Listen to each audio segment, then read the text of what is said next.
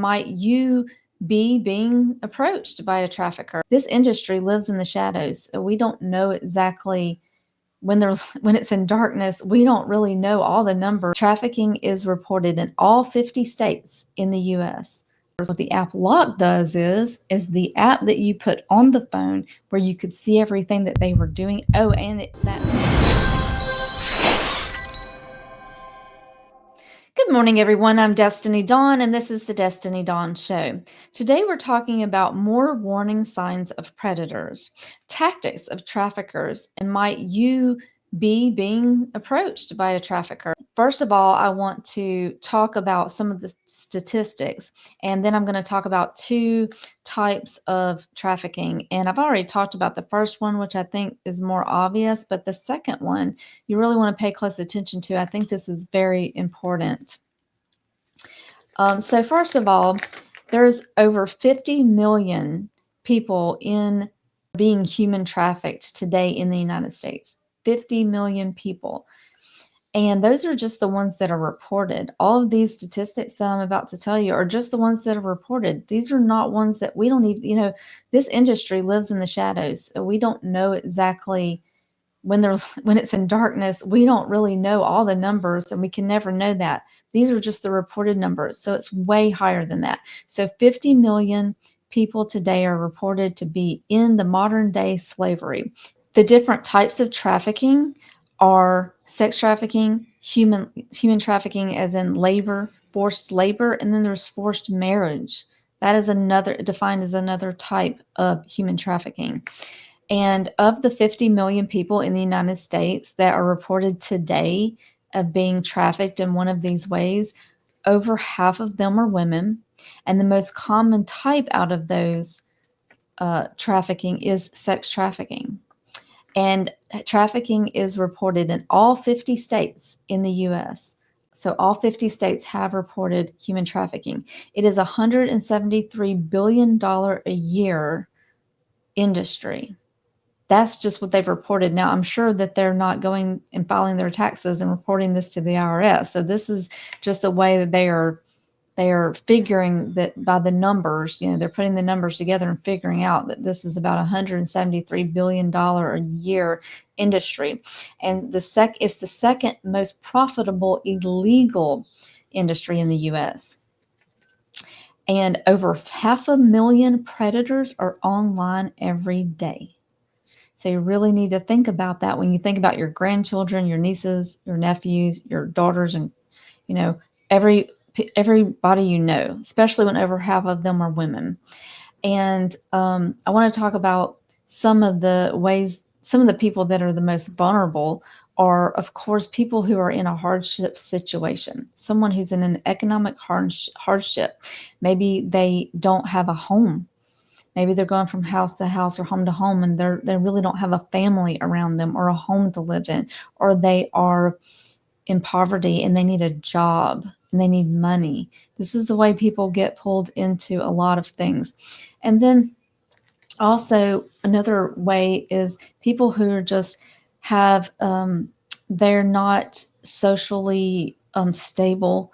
They don't have a social group around them, and they don't feel that they can go and talk to people, not being emotionally and socially stable and in a position where they feel like they have a support group around them that they can go talk to. And that's one of the things that I believe that was so bad about autism. It's almost like autism was planned on purpose, that we would start having these issues, this social and emotional problems, because it weakens a person to be more able to be used and abused and trafficked. And any mental problems that we may have, any cognitive problems, or feeling not confident, feeling insecure, feeling down on ourselves, that leads people to be very vulnerable. And so I want to talk about, this was the most important part, is I wanted to talk about the ways that people can be trafficked. And because I really never thought about this part. I know I have heard about it, but the number one, I think, is the more obvious one. It's the one that was our situation is if you are in an online relationship with a person, like a romantic relationship, they can pull you in, making you fall in love with them, think they care about you, be your boyfriend, come and meet me, let's get together, and think that this is a relationship. So whenever you spend when you only know this person solely from social media, that's a huge warning flag. That's what they stated here on the website. It is called National Human Trafficking Hotline.org. They said that one of the warning signs is that this person is spending all their time with, well, the relationship, they only know this person solely from social media or solely from online, and they don't know them through any other means. That's a huge thing, because when you're in real life, you know where that person works, you know the people they work with, you know the people around them, you know what they're doing when they're not at work, what their hobbies are, you know their family, you know their friends, and you know it for real. Because if you're online with someone, they can be whoever they want to be. They can disguise themselves. Sure, they may show you in a video who they are, but that doesn't mean that that's the whole picture. You're just not able to see the whole picture, because you can put on a show for anyone, just through a video behind a camera. So there's just a lot of other facts that you don't see every day. So, but the second type of a situation that's not through a relationship is a job opportunity. These traffickers can present themselves as job opportunities. And what you should really be aware of is if they are giving you an employment opportunity or job opportunity that is far away, that you need to travel far away to go to this job opportunity or this interview, or if it is too good to be true, or if they won't give you all the details. And of course, if they want you to sign a contract that you can't understand, or it's in another language, or there's just no details, they won't give you the details. Those are three huge red flags. Do not go to a job opportunity that is something you don't understand, you don't have all the details, or it's very far away, where you're going to be away from your family, away from home, away from people that can help you. And especially if it's too good to be true, as we know, it probably is.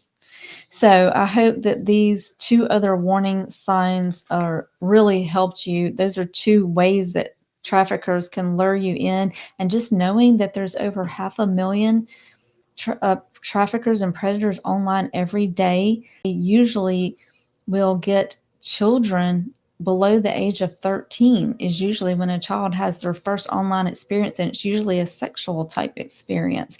And a lot of children get their first smartphones when they're 11 or 12 years old, and that's when these things start happening.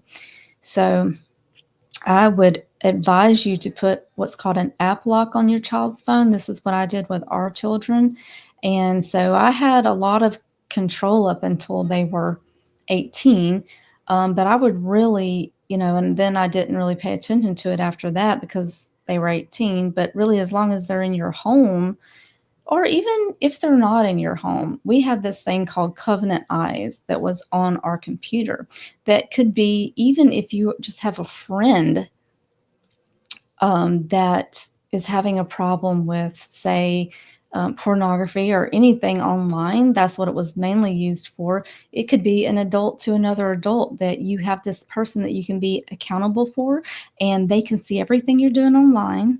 I don't know. I believe this is probably still out there, some app like it, but ours was called Covenant Eyes. And you can watch everything that they're doing, and then you can have a conversation about it. So you can just be accountable to someone, and they can say, "Oh, I saw that you were looking at this the other day. Do you want to have a conversation about it?" It's not like you're going to get in trouble because they're your friend, they're another adult, and you're an adult. But it's just someone to be accountable to, that you can say, yeah, I'm working on that, or yeah, I failed again, I messed up again, I made a mistake. But just someone who, when someone else is watching what you're doing, it really helps cut down on it, to have someone to answer to, someone who knows that what you're doing. And so we had that on our child's computers when they were young, so that we could see what, you can even see what they're searching.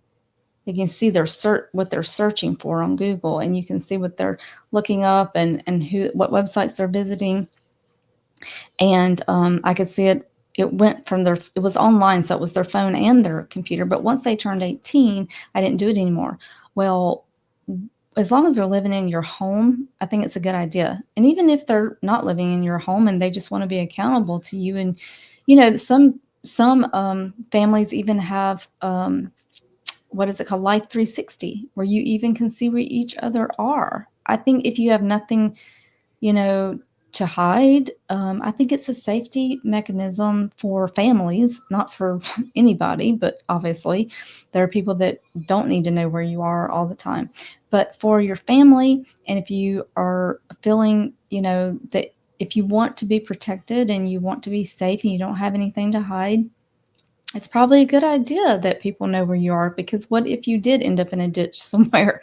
It's good that your family knows where you are and someone who can go and help you if you get lost or you get taken or abducted. So those are a couple of things that might be able to help you if you have children in the home. And like I said, I had I don't remember what the app was called on my kid's phone. After the Covenant Eyes, there was something else. I don't remember the name of it, but it was an app like that.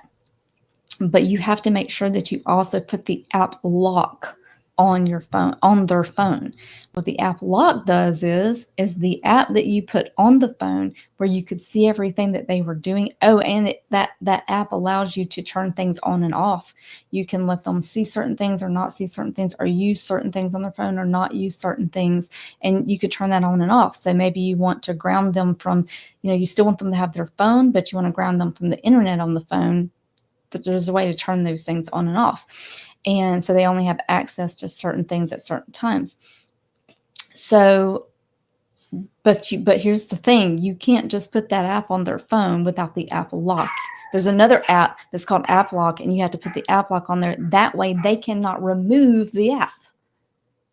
So there's no point in having an app on there they can just remove. So you need the app lock on there, and only you have the code to take the to change any app, not just the app that you're using for the monitoring, but the app, any app on there that you can lock and unlock apps on their phone that they can use and not use. So actually, if you have young children, we have to stop this while they're young. We have to protect our children. And as parents and as mothers who they came out of this body, we are the ones who really want to protect them more than anything. They are our pride and joy. They are part of us. They grew inside of us. It's just different than the way that the men feel. And as mothers, we have this sense of protection. We want to protect our children at all costs. And just because they turn 18, it doesn't turn off that easy, just to not want your child to be protected. I'm almost 50 years old, and my mother still wants to protect me. She still cares about me. So you're never going to stop caring about your children. An interesting tidbit of information on that is that I recently learned the DNA of your baby, when it's in your body, that DNA stays in your body for the rest of your life. Even after you have given birth to that child and they're outside of your body, that DNA lasts inside of you forever. Well, no wonder we as women always have that connection of wanting to protect that child, because they are forever with us. They're forever a part of us. So I hope this was helpful for you today, and I'll see you in the next video.